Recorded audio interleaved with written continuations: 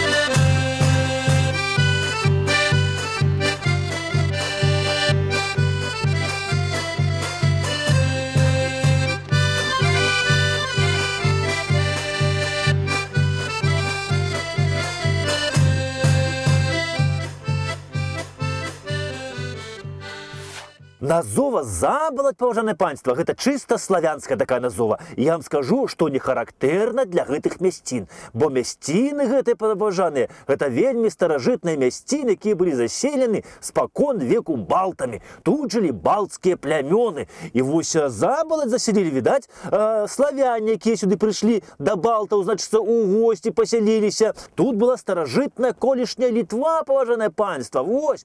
Ну, а тут на Воранаўшчыне жыло такое балцкае племя Дайнова. Гістарычная даведка. Дайноўцы. Нашчадкі цвярскага племя, што жылі на правым беразе Нёмана. У 13-14 стагоддзі дайноўцы мелі сваё княства, якое займала тэрыторыю паміж Нёманам і Віліяй. Па рэчцы Котра дайноўскае княства межавала з гарадзенскім. Упершыню княства упамінаецца па 1259 годам у грамаце Міндоўга. З 1260 года дайноўцы, страціўшы сваіх князёў, запрасілі да сябе князя Трайдзеня.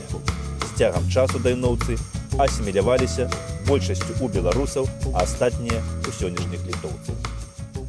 Калі сюды, паважанае панство, прыйшлі славяне, значыцца, да балтаў, і сказалі, што, можа, мы тут для вас, дзе, значыцца, прытуліліся збоку. Ну, то дайноўцы ім кажуць: хлопцы, сяліцеся, мы ж не супраць. Адзінае, вось, знаеце што, хлапцы, месцы ўсе хорошыя занятыя, вось толькі ля балотца засталося. Ну, тыя падтыліцы славяне пачухалі ды кажуць: ну што ж, ля балотца дык ля балотца. З добрымі людзьмі можна і ля балотца жыць. Ну, а камароў, мошак мы не баімся. Ну, але вось калі на сюды першыя прыйшлі славяне, калі тут першыя хаты паўсталі, вось гэтага я не ведаю. А значыцца, не скажу вам калі. Вядома толькі тое, што ў летапіснай крыніцы Забалаць трапляе толькі ў 14 стагоддзі. Напрыканцы 15 стагоддзя, паважанае панство, вось гэта ўсё былі ўладанні такога Якуба Чыжэвіча. Ну і гэты Якуб Чыжэвіч перад смерцю, значыцца, трэцюю частку гэтых усіх сваіх уладанняў адпісаў на сваіх двух родных сёсцер. Гэта Святохне і Марыне у пажыццёвае карыстанне, значыцца. Ну, а две часткі, значыцца, гэтых уладанняў сваіх ён адпісвае на сваю дачку Ганну. Ну, але вось што цікава, што нягледзячы, што ён адпісаў ім на, значыцца, пажыццёвае валоданне гэтай землі, то Забалаць чамусьці праз вельмі хуткі час адышла да зусім іншых людзей. На пачатку 16 стагоддзя, а больш дакладна у 1503 годзе, тут чамусьці з'яўляюцца ўжо зусім іншыя гаспадары. І тут, значыцца, пачынаюць ужо уладарыць у Забалаці князі Глінскія. Гістарычная даведка. Глінскія. Княжацкі род у Вялікім княстве Літоўскім і Маскоўскім княстве. Род Глінскіх меў татарскія карані. Генеалагічная традыцыя звязвае яго з Мамаем, сын якога Мансур Кіят нібыта пакінуў сыноў Скідыра і Лексу. Лекса выехаў у Великое княство Литовское, прыняў праваслаўе, у хрышчэнні стаў Александром і ад вяліка князя Вітаўта атрымаў землі на мяжы з Залатою Ардой і гарады Палтаву і Глінск. Першым у гістарычных крыніцах у 1398 годзе упамінаецца Іван Александрович Глінскі, які быў жанаты з дачкой князя Данілы Астрожскага, Настасяй. Род Глінскіх карыстаўся уласным гербам, які магчыма паходзіць ад татарскай радавой тамгі і сімвалізуе княжацкі пасад. З князёў Глінскіх, паважанае панства, забалаць належала такому Васілю Глінскаму, па мянушцы Сляпы. Ну і вось гэты Васіль Сляпы Глінскі, ён быў падстоліем, значыцца, у Вялікім княстве Літоўскім, а пасада падстолія ў нас, значыцца, была вядома яшчэ аж з 15 стагоддзя. Ну і падстолі ён дапамагаў стольніку сервіраваць, значыцца, вялікакняскі стол. Ось чым займаўся гэты уладар, вось Васіль Глінскі. Ну і я вам скажу, што ў гэта Васіля Глінскага было яшчэ два браты, Іван і Міхайла. Дык вось уявіце сабе, што ўчынілі гэтыя браты Глінскія. Яны ў 1508 годзе узялі і ў нас на Беларусі, у Вялікім княстве Літоўскім, узнялі мяцеж. Супраць каго б вы думалі? Не паверыце. Супраць самого караля і вялікага князя Великого княства Літоўска Жыгімонта I Старога. З трох братоў гэтых Глінскіх, паважанае, паўстанне ўздзяняў такі Міхал Глінскі. Ну, я вам скажу, гісторыя гэта вельмі запутаная, складаная, у двух словах і не скажаш яе. Ну, паспрабую коротенька так вам расказаць, значыцца. Ну, Міхал Глінскі, ён пасля вось перамогі над татарамі пад Клецкам у 1506 годзе меў у нас у Вялікім княстве Літоўскім вялікі такі аўтарытэт. І ён нават узначаліў тут у нас групоўку, якая выступала за незалежнасць Вялікага княства Літоўскага ад палякаў. Ну і гэта групоўка яшчэ пасля смерці караля і вялікага князя Александра выступіла за тое, каб на трон пасадзіць малодшага брата Александра Жыгімонта. Ну, значыцца, ўсё, Жыгімонта на трон пасадзілі, але Жыгімонт, калі стаў Жыгімонтам I каралём, то ён вырашыў адасобіцца так вось, значыцца, ад усіх груповак і стаць цалкам незалежным. Ну і ягоныя адносіны да Міхала Глінска з добрых адносін, значыцца, перайшлі ў нейкія такія, ну, мякка кажучы, не вельмі добрыя, ось. А тут, значыцца, на Міхала Глінска пачаў яшчэ, кажучы сённяшняй мовы, наязджаць яго асабісты вораг, троцкі ваявода Ян Забярэзінскі, які выступаў тады за саюз з палякамі. Ну, і Міхал Глінскі, я скажу вам, вырашыў даць адпор гэтаму троцкаму ваяводзе Яну Забярэзінскаму. Ну, сабраў, значыцца, братоў сваіх, сваякоў усіх і напаў на Забярэзінска, на яго хату, што была тут недалёка каля гародні. Напаў і, гавораць, нават забіў гэтага ваяводу Забярэзінска. О, а справа гэта падсудная, адступаць няма куды. І вось з гэтага ўсяго і пачаўся, кажуць, мяцеж. А было ўсё 1508 годзе, ось у лютым месяцы, як зараз. Ну, але я вам хочу сказаць, што шляхта наша беларуска-літоўская Глінскага не падтрымала. Яны паглядзелі на ўсё гэта сваімі вачамі і сказалі, што Міша, ты не правы у гэтай справе, ось так. І Міхал Глінскі з братамі змог сабраць толькі войска ў 2000 чалавек. Вось. Адступаць яму не было куды, і ён, значыцца, папрасіў дапамогі у рускіх, у рускага цара Васіля III, і той яму ў гэтым не адмовіў. Но Москва, панове, тады вела войны вось з намі, з Вялікім княствам Літоўскім. І маскоўскі князь Васіль III тады не ўпусціў такую вось магчымасць, значыцца, пагуляць па нашай тэрыторыі, парабаваць, значыцца, тут у нас нашы гарады, мястэчкі ды вёскі. Значыцца, дабра панабіраць тут у нас ды людзей у палон ды на Маскву звесці адсюль. Ну і ён на дапамогу Глінскім, значыцца, гэтым мяцежнікам адправіў войска пад камандаваннем Шамячыча.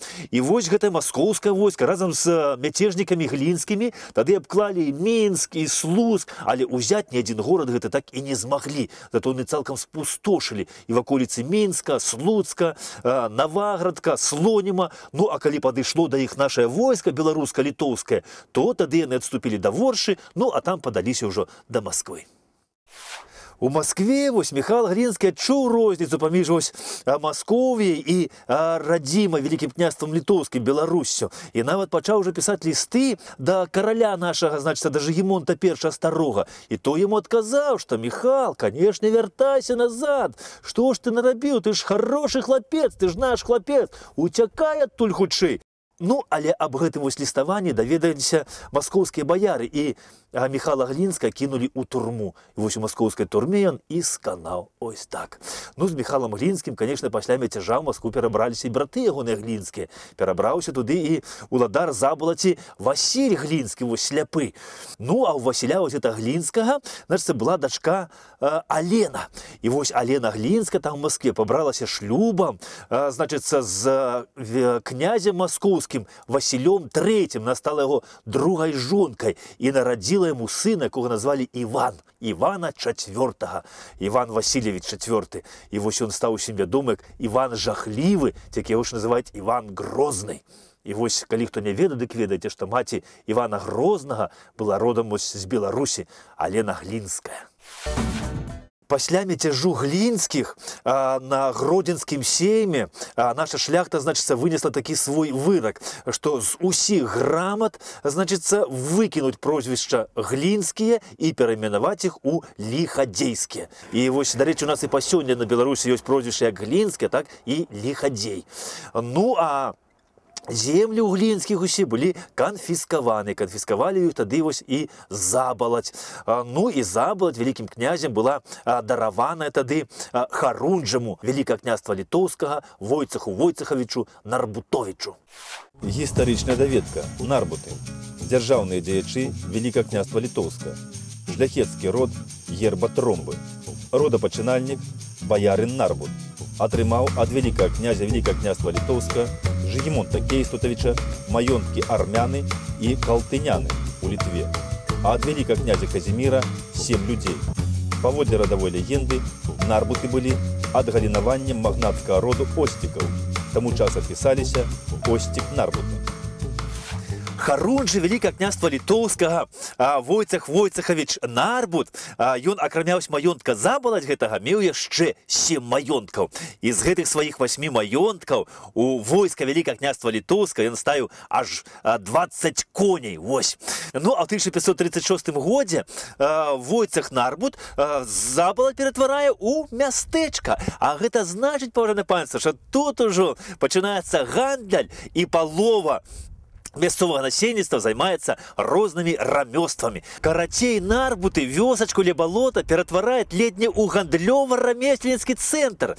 І я яшчэ хочу сказаць, што вось гэтая галоўная вуліца Забалаці сёння завецца вуліца Леніна. Ну, пры саветах так і назвалі. А да савету назвалася вуліца Нарбута. І вось мясцовыя жыхары мне распавялі, што тыя, хто калісьці з'ехаў адсюль, ну і да сённяшняга дня яшчэ шлі лісты сваім сваякам, то ныне пішуць вуліца Леніна, а пишуть вуліца Нарбута. Я вам скажу, что кожны ліст знаходзіць свайго адресата.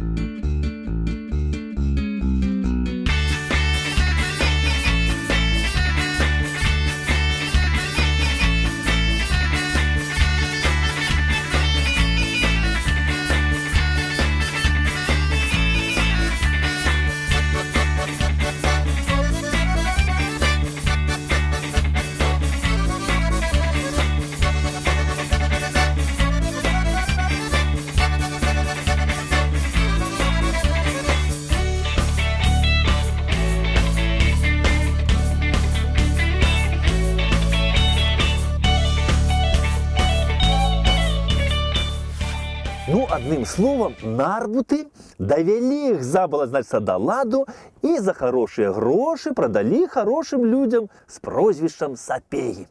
Ну, а уже позднее Софья Сапежанка в 1616 году, значит, дорить заболоть своему мужу коханому Константину Полубенскому. Ну, от Полубенских заболоть вельми хутка потрапила до Габаев, а там до Тышкевича. Ну, и вот не ведай, при кім з іх, з гэтых гаспадароў, у 1622 годзе у Забалаці з'явіўся першы хрысціянскі храм. Гэта драўляны касцёл Святой Троіцы.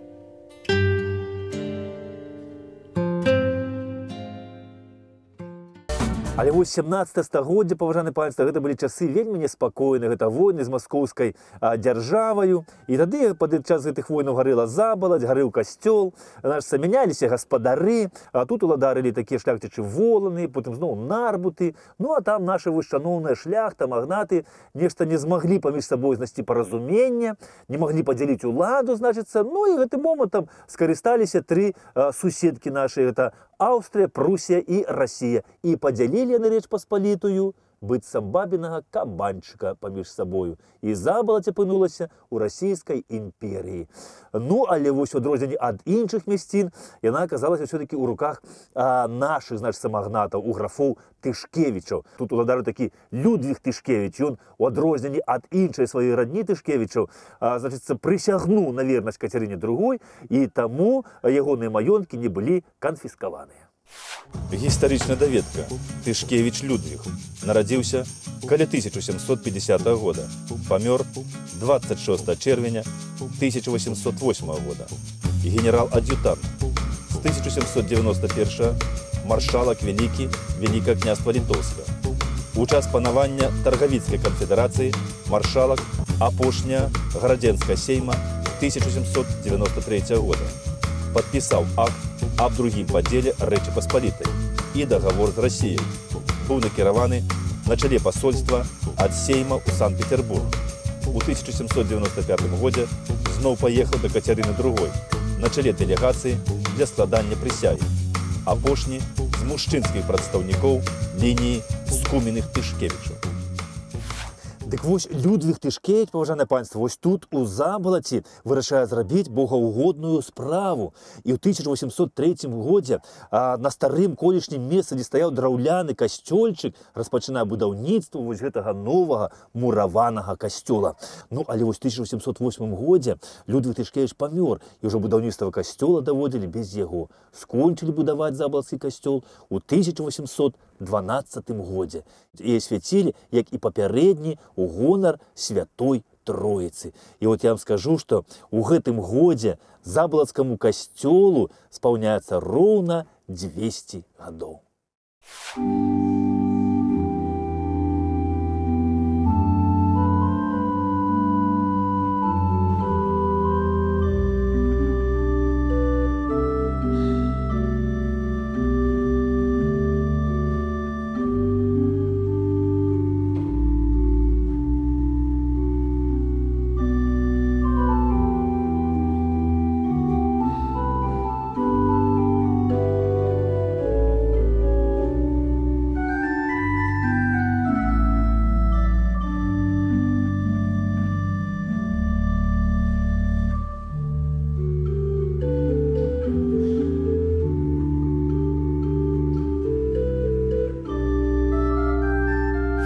Калі ў Забалаць прыйшлі саветы, то бальшавікі касцёл зачынілі і ксяндза адсюль выслалі.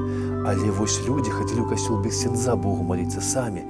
А пазней вось пайшла чутка такая, што бальшавікі збіраюцца паразбіваць алтары і папаліць усе абразы, вось сарваць увесь крыжовы шлях тут і ператварыць храм у звычайнае зернесховішча, у склад. І людзі пачалі тут суткамі дзяжурыць.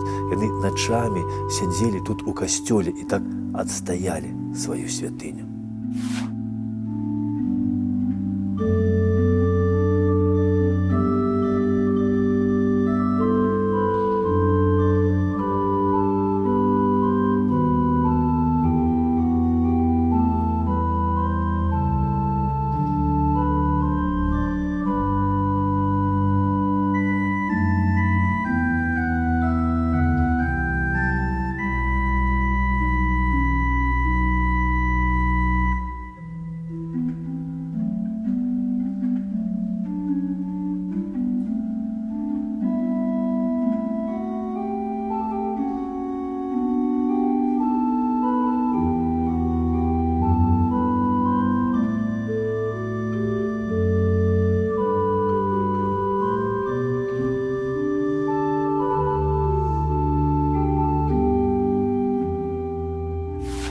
Не так даўно вось у Забалаці вяліся будаўнічыя працы, капалі катлаван, і падчас гэтых будаўнічых прац выкапалі вось гэтыя званы з зямлі. Хто закапаў гэтыя званы і адкуль гэтыя званы, ніхто нічога не ведае. Ну, мусіць, кажуць, закапалі гэтыя званы ў тыя страшныя часы ліхалецця, калі ішоў гэты разгул ваенствуючых гэтых актывістаў, атэістаў. І людзі бачылі, як званы кідаюць на зямлю, як іх разбіваюць, здаюць на металалом, і людзі з Богам у душы, людзі веруючыя, вырашылі выратаваць званы і закапаць іх у зямлю, схаваць да лепшых часоў. Але чалавечы век нядоўгі, тыя людзі, што іх схавалі, памерлі, забраўшы з сабою тайну гэтых званоў. Для званоў зрабілі для касцёла званіцу, і яны зноў загаварылі. Па кім звіняць гэтыя званы? Па тых, хто выратаваў іх ад смерці.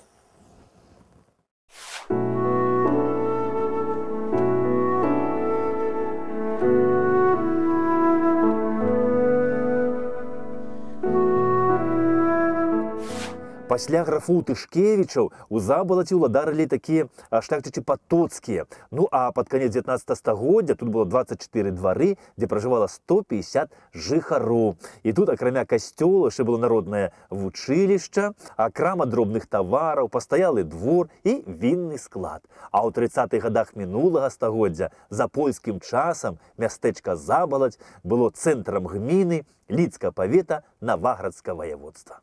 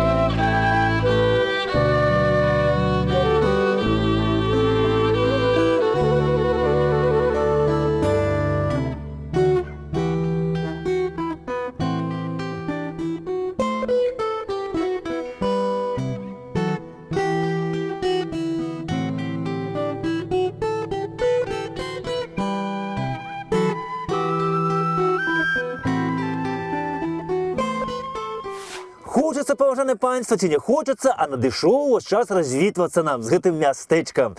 Ну, я вам яшчэ хочу сказаць, што зіма сканчаецца, надыходзіць вясна, так што лыжы ўжо можна, значыцца, хаваць на гарышча і даставаць адтуль ровары ды ладзіць, значыцца, на вясну, на лета. Ну і жадаю вам вясення сонечнага настрою. Поспехаў, паважаныя, і да сустрэчы праз тыдзень. Да пабачэння!